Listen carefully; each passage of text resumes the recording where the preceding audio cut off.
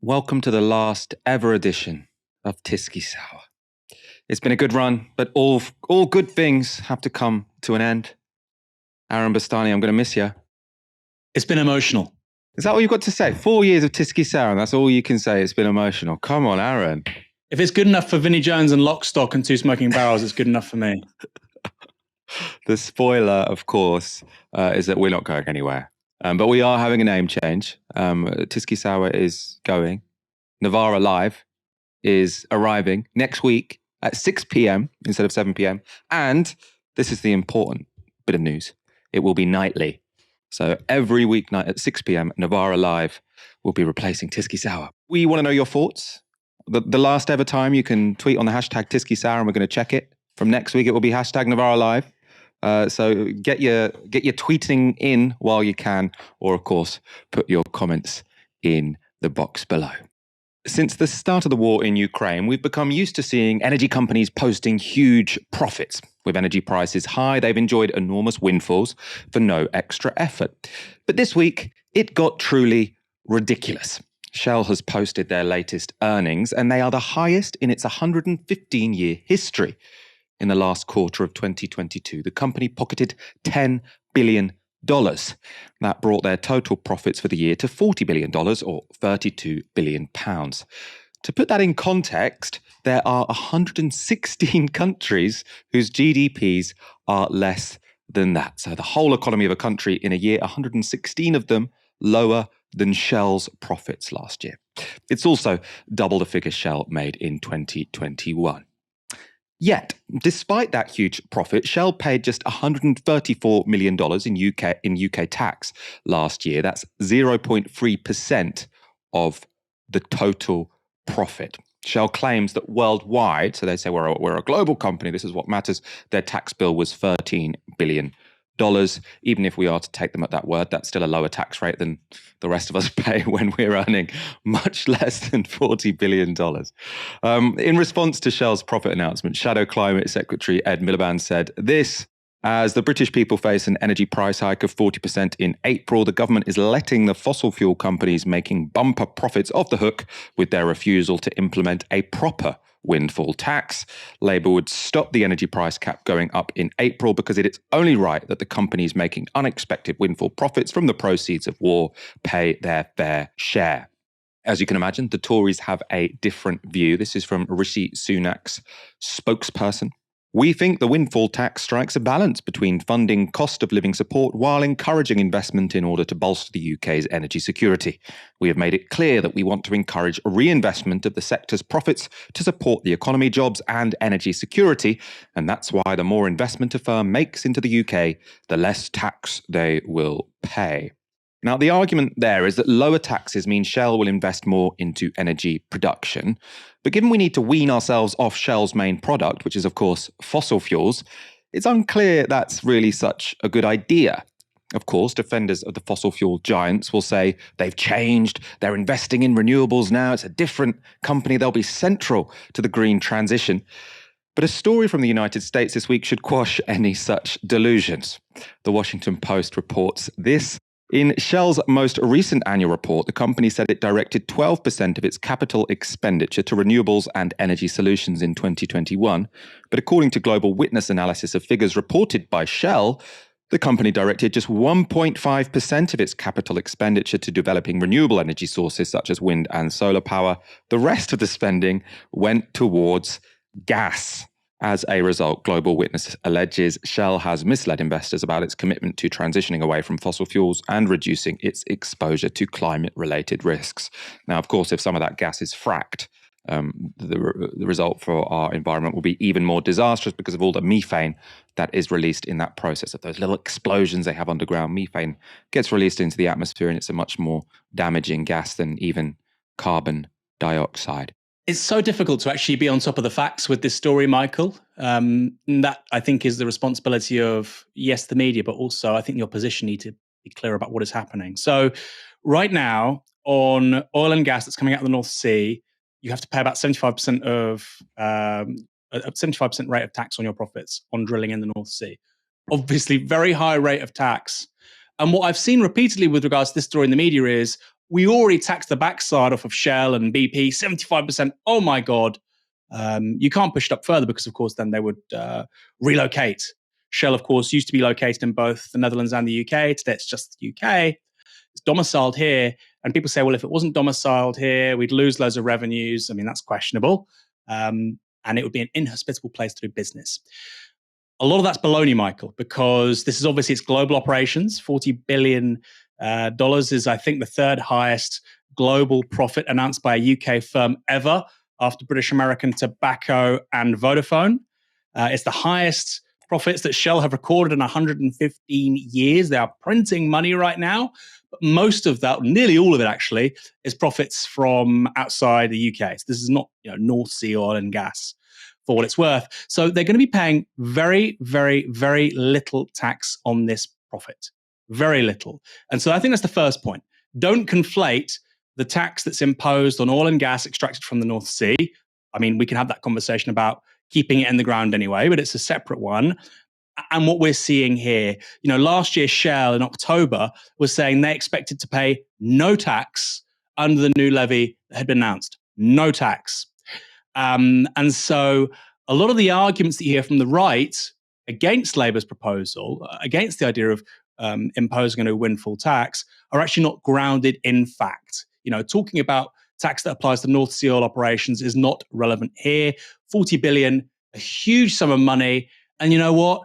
We could impose a windfall tax on Shell, and that could fund a VAT cut that would help businesses up and down this country on every single high street in the UK, put money in the back pocket of the UK consumer, and that would be hugely popular. Nobody's talking about it, and I want to know why. It's also interesting, you often hear sort of governments say, well, if we tax them, they'll just go abroad. Now, that would be I think, more plausible or argument I'd be more willing to take on its word if the government had a good record when it comes to stopping the race to the bottom when it comes to tax. But given our relationship to the Crown dependencies, so many of the top tax avoidance sort of hotspots in the world have very strong connections to the UK. Lots of them are Crown dependencies, so we can step in. We are big supporters of tax avoidance on the world scale. So for Britain to say, oh, it's completely out of our control, obviously we'd love to tax the big companies, but they're very mobile these days. What can you do? We are not a country, which is trying to counter that. So it just comes across as very disingenuous to me. This isn't the only story of oil and gas companies taking us for a ride, because it's not just producers that are being accused of bad behaviour this week, retailers as well. So British Gas has come under fire for using debt collectors to break into vulnerable customers' homes and then force-fitting pay-as-you-go meters. The revelations were from The Times, who put a reporter undercover with the debt collection agency Arvato. British Gas uses Arvato to pursue unpaid bills. Here's what happened at one home. Hello, it's British Gas, your gas supplier. We're here with a court warrant. Can you please open the door? Otherwise there are lots of people open it for you.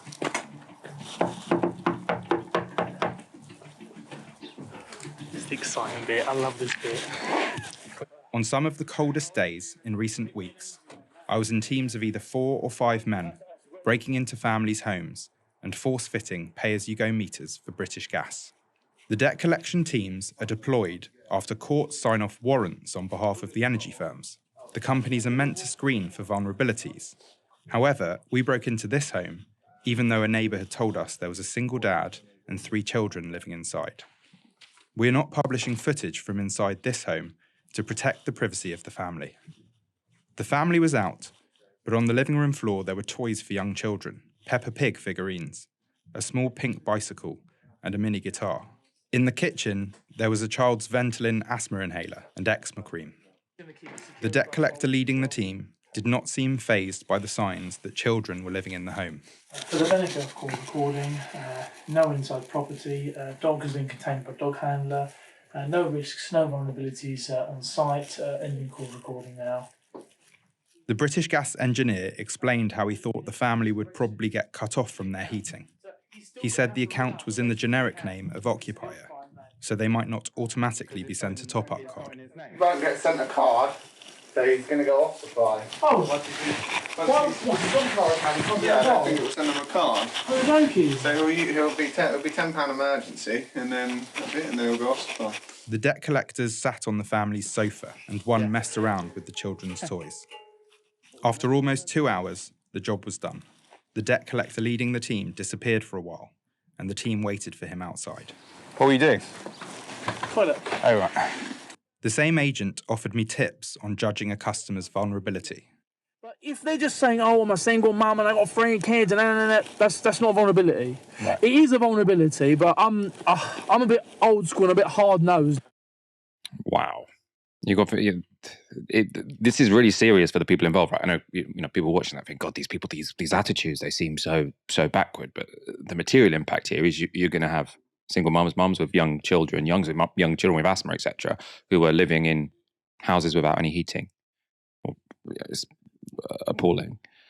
The undercover journalist also reported this. Before starting as a debt collector, I had 4 days of video training describing the warrant process. The Arvato trainer said, honestly, it's a little bit cheeky. Basically, the government says you can't disconnect residential customers. So what we do is we install a prepayment meter, and then if they don't top up, they self-disconnect. So we don't actually disconnect them. It's a bit of a laughable loophole. Asked by one of the new recruits whether we would stop force-fitting a meter on the day in exceptional circumstances, the trainer said that person could tell you that their entire family of 50 were in a horrific aeroplane crash and were the sole survivor, and we'd still be saying, that's a shame, but we are changing your meter. The revelations have led some to call for all forced fitting to be banned. Ed Miliband spoke to Times Radio's John Pienaar. On the prepayment metering scandal, just tell me your thoughts. Well, I think scandal is the right word, John. I think people will be outraged and appalled that in Britain in 2023, you've got energy companies forcing their way into people's homes and installing prepayment meters for some of the most vulnerable people in our society. And the government has got to act. The government has got to put in place a ban while we sort this system out. Because, when you look at the details of this system, it's not supposed to be for vulnerable people, but there's no proper definition of vulnerability. It's not at all clear what it means that this should be a last resort. There's no clarity on the amount of credit people on prepayment meters should get. And most outrageously, John, people on prepayment meters are paying more for their energy than anyone else. And all of those things have to change. Chris O'Shea is head of Centrica, the company that owns British Gas. He spoke to Sky News about the scandal. When did you find out about this? Good morning, Ian. Thanks very much for having me on.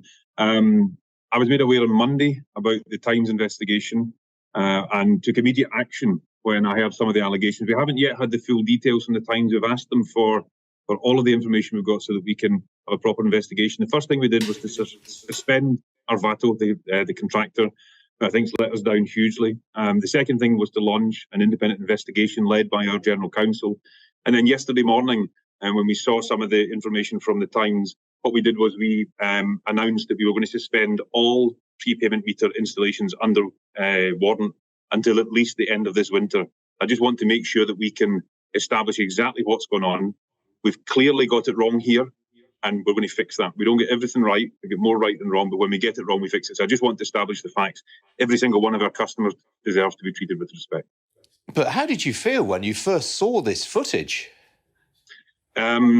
Disappointed, livid, gutted. This is not who I am. It's not the standards I set myself. It's not the standards that I set in the company.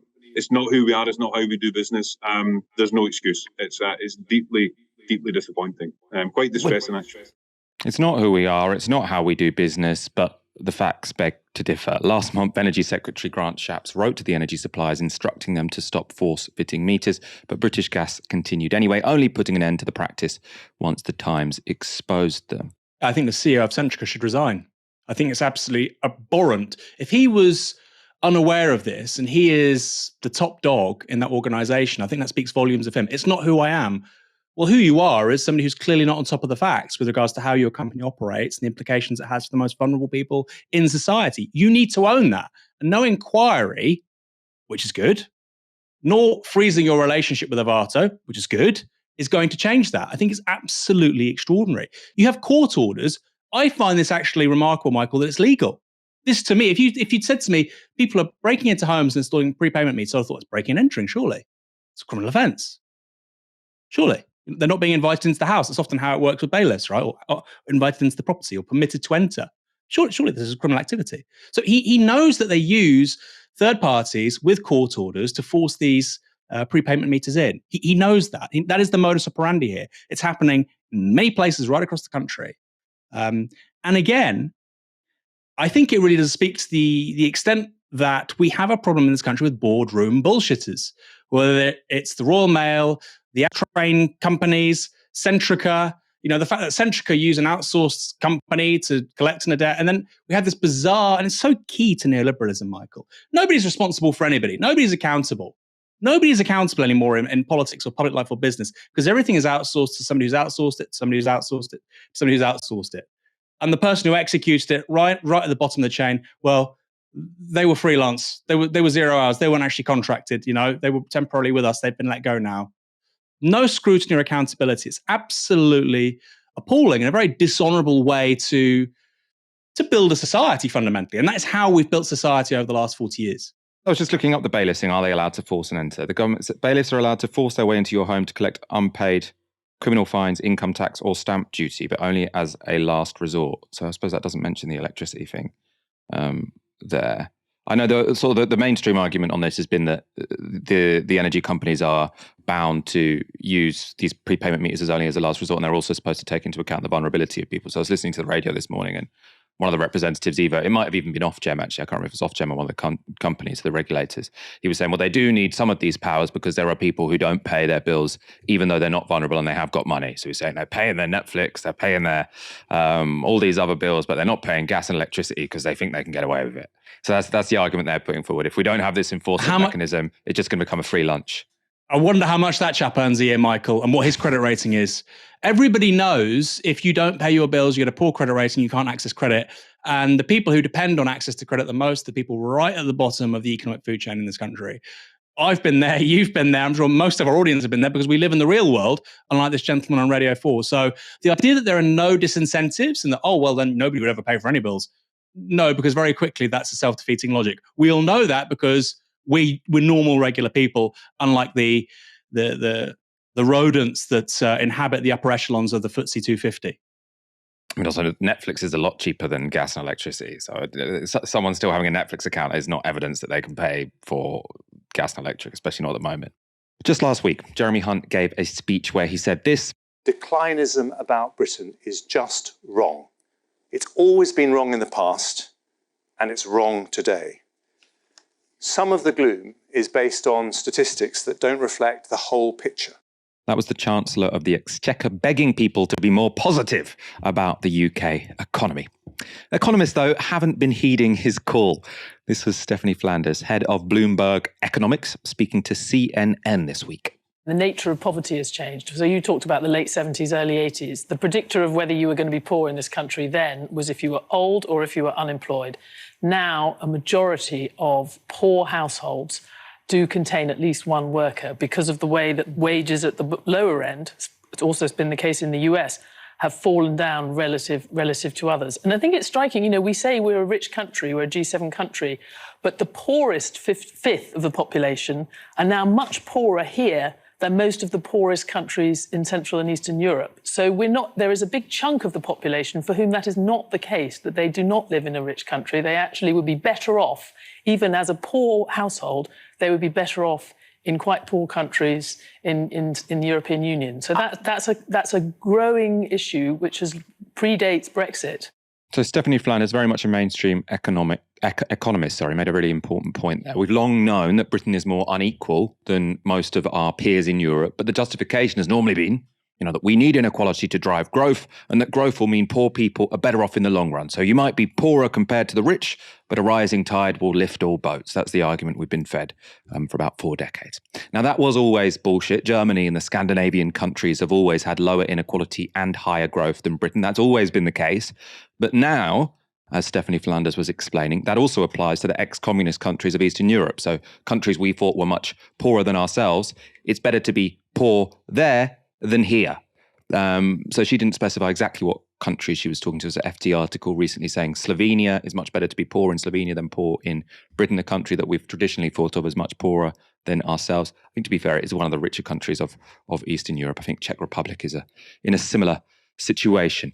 Another economist who hasn't got Jeremy Hunt's message to be positive is Torsten Bell from the Resolution Foundation. He said this to Politics Joe this week. The big picture that people need to understand about the British economy is that we're living with the results of two different decades. So we're living with the high inequality that the 1980s gave us. When earnings spread out, we saw a big increase in unemployment for those on lowest incomes, but those at the top and the middle did really well in the 1980s. And although inequality, everyone says it's always getting worse, broadly that's not true. Broadly, we're just living with the inequality of the 1980s. That's given us a high level of inequality, the highest of any major economy in Europe. And then on top of that, we've got the slow growth of the 2010s, the stagnation of the 2010s. And it's the two together that define the big picture of Britain in the 2020s before the cost of living crisis came on and smacked us in the face. On your bigger question, which is why is a rich country struggling broadly, which is a good question for us all to be focused on, then I think it is this interaction between the slow growth that's meant that we have got poorer relative to the countries we consider ourselves comparable to. Maybe we shouldn't, but we do. So France, Germany, the Netherlands, some people America, the ones that are more on the optimistic end. But like Australia, Canada, those are the countries, I think those are reasonable comparisons. Those are the ones I think most punters have in their heads as like, okay, we're a bit like that. The slow growth of the last 15 years, so not just after 2010, but before 2010, big financial crisis, people remember, when I was busy nationalising banks in the Treasury, that slower growth means that on average, we're a lot poorer than those countries now. And then when you take into account that we're more unequal than all of the ones I mentioned, except for the US, which is like an inequality basket case, so let's forget them. But all the others, we're more unequal. Once we take that into account, poorer households in Britain are far poorer than poorer households in France, Germany, right? And that's the key problem. And then when you have a cost of living crisis driven by the cost of essentials, so energy, food, which are imported, so we don't set the price, there's a global price for them, or at least a European price for energy. So we've got to pay it, whatever, then poorer households are going to really struggle. And they're going to struggle particularly in the UK because they're so much poorer than their equivalents in France and Germany. Aaron, Jeremy Hunt wants everyone to be positive about the UK economy. Economists aren't following suit. They're not following his lead. Is he going to be pissed off? Well, we've been hearing this for 15 years. Be positive, be upbeat. Again, it's very easy for Jeremy Hunt to say in his Savile Row suit and his, Viola Milano or God knows what tie he's wearing, £200 tie. He's probably wearing a tie that's, costs more than, what we give somebody for 2 weeks on job seekers allowance. It's very easy for him to say that our best days are ahead of us. No, they ain't. No, they ain't. We've had 15 appalling years in this country. We're halfway through a second lost decade. We're going to have a third lost decade at this rate. What I find particularly interesting, Michael, is he had Stephanie Flanders there saying, oh, this is terrible, bad decisions been made. The UK now is structurally screwed. I think it's going to take a really long time to turn this around.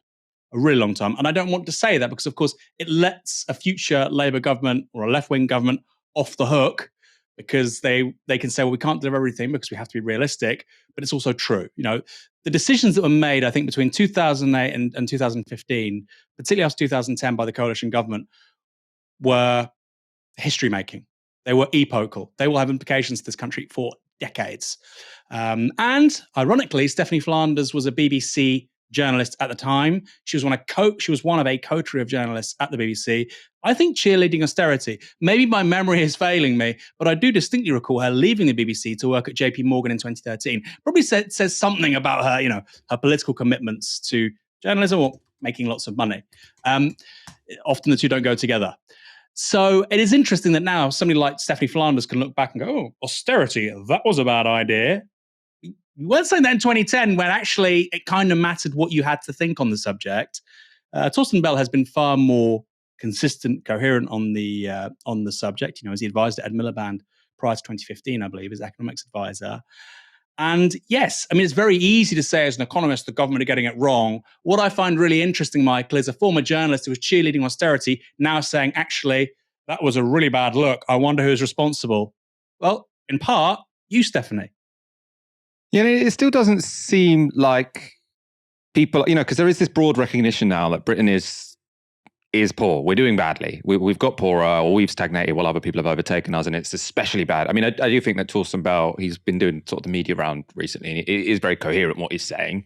He's saying we have this double problem, which we have high levels of inequality and low levels of growth. That's especially bad for people at the bottom, right? Because if you have high levels of inequality, but you're also growing really fast, then, to some degree, the rising tide will lift to some degree some boats. I mean, it's overstated basically everywhere. But if you've got the worst of both worlds, then you're in the shitty situation that we are in. I'm sure he puts forward, some real social democratic solutions. But I think you are seeing this admission from so many people that growth isn't working. And I don't really see this consensus towards saying, well, look, the reason they have higher standards of living on the continent is because they invest shed loads more money in their economy. Like there's no one sort of saying, oh, the reason France has higher productivity, they work fewer hours for higher incomes, is because their tax rate is 50%, and therefore the state is able to take a real leading role in investment into the economy. It seems odd to me that we've got both this widespread recognition that our economic model is broken, and then also this new consensus that tax isn't allowed to rise, right? Because if you look at all those countries which are doing better, I mean, America is slightly different. America has lower taxes and higher levels of growth, but they're also like the world hegemon, the whole world uses the dollar, somewhat exceptional. If you look at countries which aren't America on the continent, they all have higher levels of tax, higher growth, higher investment, higher wages. So why have we, got this now unchallenged consensus that because tax is at 37% of GDP, it can't possibly go any higher? I mean, what do you think about that, Aaron? Yeah, I think you're spot on, Michael. I think that the comparison as well with the United States, Torsten Bell says it's a bit sort of wishful thinking to say that we should be as wealthy as the US. GDP per capita, I think in 2007, 6, 7, we briefly overtook the US. Now, look, these numbers don't mean very much necessarily, right? The US has a lower life expectancy than Cuba. You're more likely to be a woman dying in childbirth in the United States than in Bosnia. High rates of gun crime, et cetera, et cetera. And that's not captured in GDP statistics because you get really rich people and really poor people.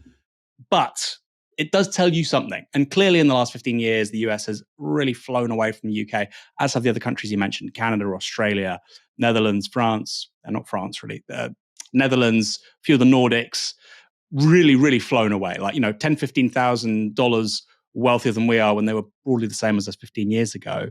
On the America point as well, on the United States, I really think this is lost on a lot of UK viewers, people generally, right? Not everyone in the UK watches Novara Media. If you're a graduate in the United States, you are so much better off than you are in the UK. So much better off, like immeasurably better off. The graduate dividend in the US, I think, is about 3 to 4 times what it is now in the UK. We're now at a point, really, with several industries, and nursing is the cutting edge of this, where actually it makes no sense to go to university and to get the £56,000 worth of debt because you're not going to earn a significant amount of money more over the duration of your career to make that worthwhile, basically. Whereas the United States, and like he said, it's spiraling inequality, crazy inequality compared to the UK even, while nursing in the US is remunerated to a far better extent than it is here. Far better. And I think this is really lost on a lot of Brits, Mike. We think, oh, well, we've got the NHS. Oh, thank God we're not in the US. Well, actually, for a really big minority of people, not everybody, I wouldn't want to be very poor in the US. But if you're middle income or even lower middle income, personally, right now, if I was somebody under 30 with a university degree, I would rather be in the United States. And then having been in Poland last year, you go to a city like Poznan, Gdansk, Warsaw, Katowice, any of these big cities, again, I would far rather be a graduate under 30 in these countries. Now, I'm not going to go into, and why am I saying somebody older? Well, because in the UK, if you're older, you tend to be an asset owner and you're benefiting from these overinflated assets, right? Park that for a moment. But for most people who are really missing out, or even say 40, somebody under 40 who rents, has a university degree, I don't know how you can make the argument it's better to live here than in Poland, having been there. And just to conclude on what you were saying earlier, Michael, Slovenia is overtaking us. I think basically by 2030, Poland's going to be in the same situation, right? And that is a very remarkable statistic. If you said to somebody in 1990 that Poland will be a more prosperous country on a per capita basis, by PPP is the best way to do it because it's in local currency. On a per person basis, Poland will be wealthier than the UK. you would have been laughed out of town. It's happening. It's happening. And it's happening because of political decisions made after 2010 in particular. And Michael, to answer your point, well, they recognize the scale of the problems, but they're not really willing to talk about the plausible solutions. This is ideology, isn't it? You say, oh my God, I've just lost my hand, and you're holding the saw in your other hand, but you don't realize cause and effect because we haven't reached that point yet. I mean, to really sum that up, I saw on Twitter earlier this week, a former Conservative advisor saying, if only Britain had a sovereign wealth fund and we'd invested the revenues generated by North Sea oil into that like Norway did. Yeah, if only. A lady called Margaret Thatcher decided precisely not to do that. Even for somebody like Tony Blair, that was a ridiculous proposal. And yet here we are, Conservatives saying, actually, that was probably a good idea. Too late. Too late. And for 10 years, people on the left opposing austerity saying, we need to build a high productivity economy through reinvestment, higher rates of tax, the public sector. We were laughed at, and guess what? We were right. But it's not about being right. It's about affecting change. And Michael, I think it's a really important point you make, which is that these very powerful people who at least now observe the country is getting poorer, well, that's a start. What's it going to take for them to realize that the reason why we're getting poorer is because of their ideas? You might be watching this thinking, look, the Financial Times is now on our side. Stephanie Flanders is now on our side. That's a good thing. Why don't you just celebrate it? And on one level, yes, it's a good thing. I celebrate it. Although they've only been pushed to that position because everything is so terrible for everyone. So it's not exactly something to celebrate, but great, I'll take whatever allies we can get.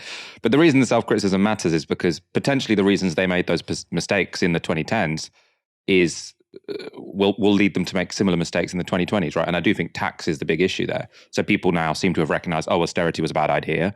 But why didn't you realize that at the time? Oh, because you were listening to the rich and powerful.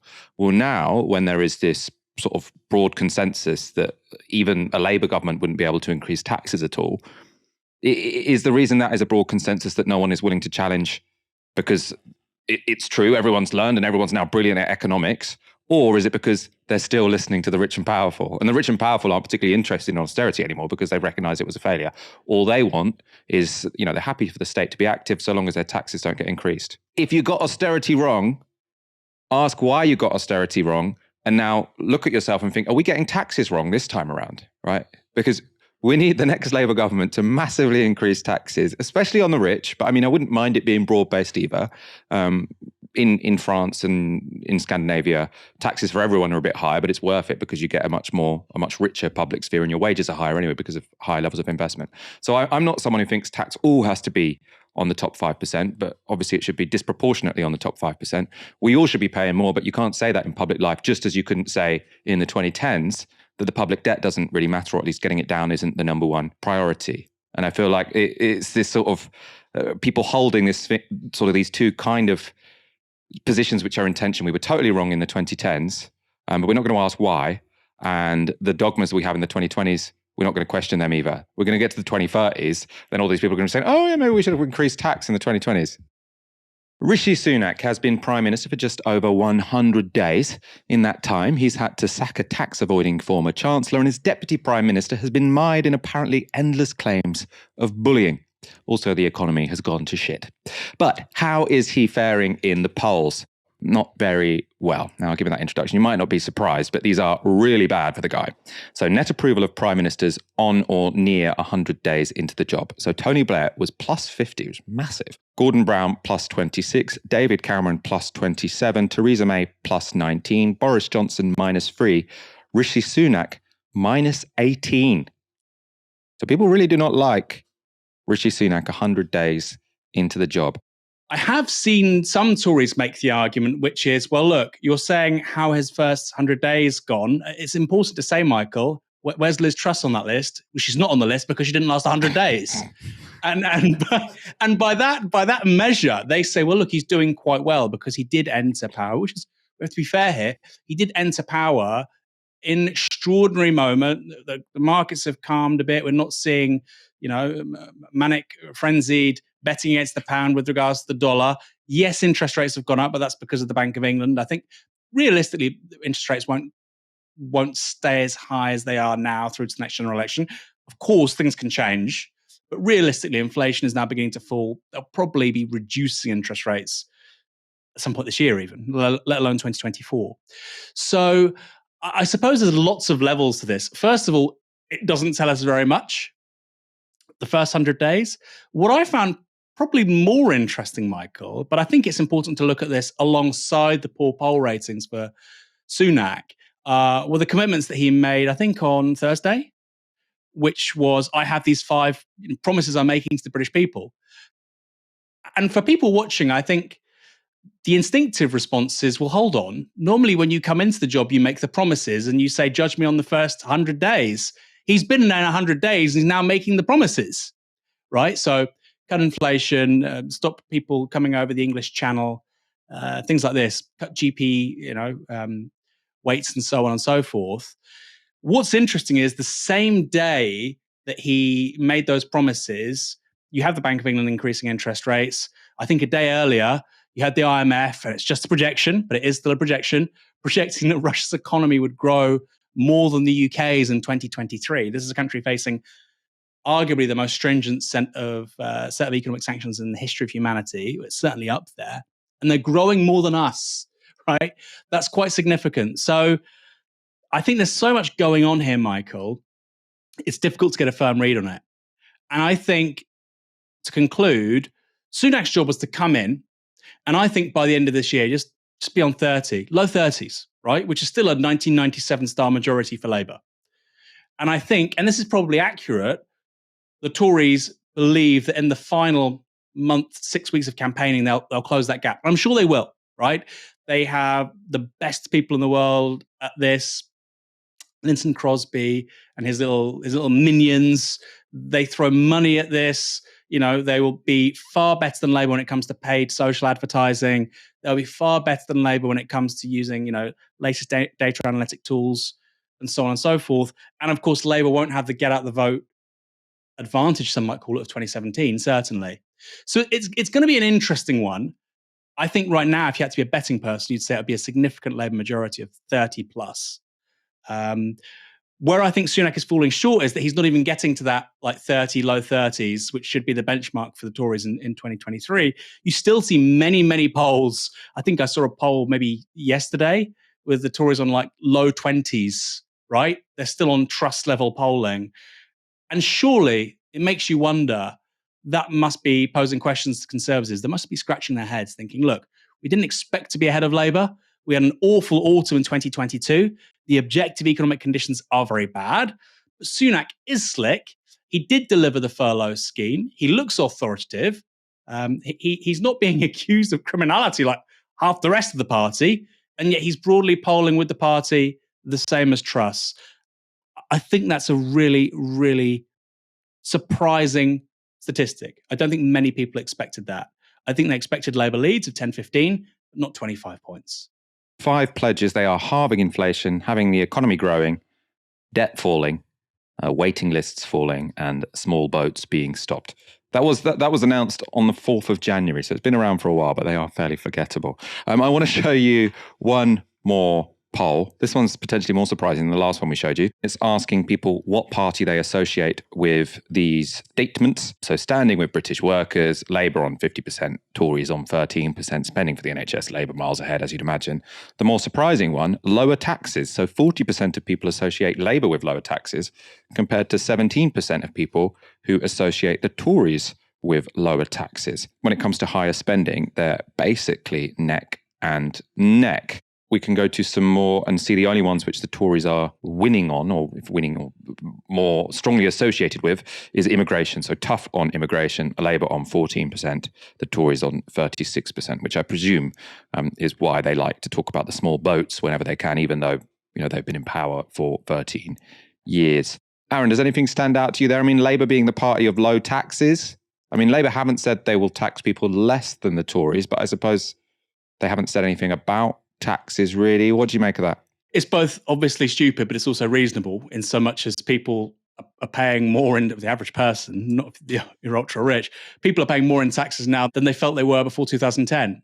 Then, of course, you've got the additional thing of higher interest rates. So no interest rates were, in 2010, interest rates were also very, very low. So I think people look at their mortgages, they look at their taxes, national insurance and whatnot. And that was a palaver as well, Michael. So I think people generally get the sense their national insurance is higher than it actually is, because for the whole of 2022, the Tories were saying we're going to increase your national insurance. And then they didn't for most people earning less than about £58,000 a year.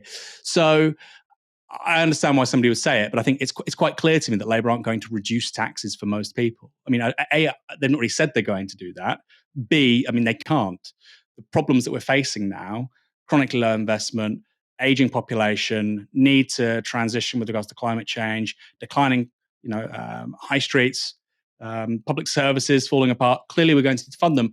The vast majority of that has to fall on the backs of the wealthy, but clearly we're not going to move to a low tax society overnight, nor should we. I would plausibly see a world where Labour cut VAT by 5-10% for 6 months, and maybe cut national insurance for middle and low income earners, which I think is a very wise thing to do. You can, of course, only do that if you really go after the super rich, which they're not really talking about. The one that sticks out is migration. And so clearly, I think the Tories are going to try and fight a general election on migration. And as an ancillary point to that, proposing that a Labour government would basically undermine Brexit. And of course, Stummer has done his best. I think he's been right on this to say, well, we won't rejoin the EU. He said that, repeatedly, much to the chagrin of the people that were most supportive of him for Labour leader in early 2020. I think he's right to do that. But they're now moving on to a new terrain. You see this with people like Nigel Farage. They say, well, we won't rejoin the European Union, but we'll still be under the ECHR. We'll still be subject to lawyers from overseas. We won't have a sovereign immigration policy. We'll still be bound by laws not made in the UK. It'll be Brino, Brexit in name only. So I think on Brexit and I think on immigration, they'll try and save as many seats as they can. And I can see a world where that works, right? Because look, put yourself in this situation. This is the worst case scenario for Labour. We have a general election. I think the latest we can have a general election, Michael, is January 2025. Let's say we have a general election in December 2024. I think that's wise because it's colder, you've got shorter days, so on the ground canvassing is less effective, as we found out in 2019. That helps the Tories. It also gives them more time. So inflation should have come down, interest rates should be lower, we should have come out of recession. This is their thinking. And at that point, they can say, look, since 2019, we've delivered Brexit, we got out of the pandemic, and we've got on top of inflation, and we're growing again. And to at least 30% of the public, the voting public, that will be adequate. The question is, how far can you take that? If they can get above 35, 36%, then you're looking plausibly at a hung parliament. There are, of course, we've not talked about this, boundary changes. That is the best case scenario, I think, for the Tories. And that's a lot of ifs, buts, and maybes.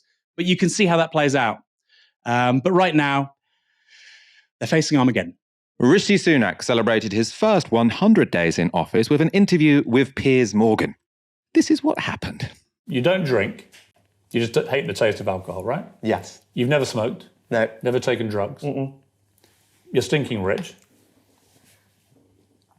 Right? Well, it's a matter of degree. I think most people would consider that I'm financially fortunate, yes. Aaron, is this the latest frontier in political correctness gone mad? You're not allowed to call people rich anymore. You have to call them financially fortunate. Well, I know we're laughing, but what else? I mean, that's probably the most diplomatic way of him saying it, right? What else he meant to say? He meant to say, my wife's a billionaire. If you're Donald Trump, you'd say, yeah, I'm rich. I've been very successful. I'm much richer than my parents. Because he did make a lot of money in his own right. He was a banker in the city, right? So I think, obviously he got all the privileges in life. He went to Winchester, et cetera, but he did also make a lot of money in the private sector. No, but the money he has with his wife is primarily his wife's money. Oh yeah, he was working in financial services. Yeah, he would have owned like a nice house, summer house. He would have, he would be living the Financial Times how to spend it supplement lifestyle. I don't doubt it, Michael. But he is on the Sunday Times rich list because of his wife. Yeah. So he can't say, yeah, I made it. I think if he had made it, I think that's a much more ballsy answer, right? Because I think there is a certain part of the population that's like, he made it. Good for him. He sold things that people wanted. Fine. I don't have a problem with that. I know that, we don't think like that, generally speaking, or, our audience doesn't think like that. Most Tory voters do, that's fine. But that isn't what he's done. It's inherited wealth on the behalf of his wife. So it's a really, really sticky wicket for him. As we've said, this is going to be the final Tysky Sour. Next week, we're moving to 6 p.m. We're moving to a simpler name, Novara Live, easier to explain. But with this being our last Tysky Sour, let's take a look at how the show began, or at least the video version, 602 episodes ago. We're live. But not anymore. What? Presumably. Gary, are we live? Yeah. Oh. I tweeted the link. Well, you could have told us we were live. I did. No, you didn't. And I didn't even tweet the link. Retweet I just tweeted the link, so retweet me. This is ridiculous. How is this? This is no way to start a new series of Tysky Sour, myself and Michael Walker. We sounded like Beavis and Butthead. Also, there's something weird going on with my tooth. I'm not sure what's going on. It seemed like there was something in there. Gary didn't tell us we were going live. He didn't tell me if there was something in my tooth. Fox would never let me go live if there was something in my tooth. Oh God, Fox would have the sonic airbrush. He'd be pinned down. Michael, yeah, perfectionist Fox. What are we doing? Was there 600 episodes? You said, Michael. Yeah, when Fox told me that, I was like, there cannot have been 600 episodes. I don't understand how the maths works, but no, we went through the Tysky Sour playlist. There has been 600 episodes. So yeah, I mean, it's been a joy. I mean, we are continuing. No wonder you're such a good host. Well, that is what, looking at the camera 3 days a week does make you, I always say to people, I'm just as comfortable talking to a camera as I am to like a real person now. If you speak to it this often, you get used to it, don't you? Wish I had an auto cue in the rest of my life. Can't think on the spot anymore now. Go shopping and go to the bar and I'll just hold up a sort of notepad next to my eyes. Can I say one thing actually, Michael? Yeah, go on. Because I know, and you said it earlier on, like there's loads of depressing news, loads of bad news, people, and justifiably, right? Sort of black pill doom mongering. But I do think that the rise of alternative media makes the next several years, and what we're presently going through, really different to what was experienced between 2008, 2010, between the global financial crisis and austerity. Like I was a young person, early 20s, living through that. And it was incredibly difficult to see all that happening, to see all the talking heads talking so much nonsense and for it not to be challenged, and to see very quickly an establishment consensus around austerity. That can't happen in the same way ever again because of how media now works. Not just, of course, independent media like Novara Media, but also I think social media plays a big role too. And so I think that's something people should be really positive about, right? We did lots of black pill doom mongering in the middle of the show, but I think also the growth of Novara Media speaks something really significant about piercing establishment consent building. It can't be done like that ever again. And that's because of the people that help fund us. Yeah, I feel very positive about it. I mean, I'm not sure if I probably have mentioned this on the show before, but when I first started The Fix, which was there's been a few iterations of this show. The first iteration was called The Fix. When I started that is because I'd been living in Spain for a year, was like blown away by the fact that they had this channel called La Tuerca, which would talk about like left-wing politics, and they get 25,000 views on an episode and be like, what, 25,000 people are watching a leftist YouTube show? This is insane. We need something like that in the UK. So I went to the Novara Media team, Aaron and everyone. They believed in the project. So we did that on the channel. And now we're getting, more than 25,000 per show. So we're living the dream, Aaron. It's been a pleasure. It's been a pleasure going through the years with you. It's just the start, Michael. It is really just the start. I think we're going to build something really sensational in the next 10 years. And that's not because of like the star power of Ash or you. And of course, that's a factor too. Otherwise, we wouldn't be successful. But it's because we have a mission, right? And there are so many people in the media, particularly in Britain, without a mission. And that includes in progressive media. They really don't want to change things. They just kind of want to get their pension, check out, get on the property ladder. We have a mission. If Novara doesn't have a mission, it has no point. And that mission is to change things in the interests of working people in this country. So let's get on with it. And we're going to get on with it 5 nights a week. So do make sure you tune in from 6 p.m. on Monday. We don't want you turning up at 7 p.m. and complaining because you didn't know about the time change. You have been warned, okay? If you know any friends who normally watch live but weren't watching today, text them. Say on Monday it's going to be 6 p.m. Although you can, of course, watch it afterwards as well. Aaron, have a fantastic weekend. You too, Michael. I look forward to hosting on Tuesday. I'll be with Harriet Prothero-Soltani. So that'll be fun. And good luck on Monday on the first ever Novara Live.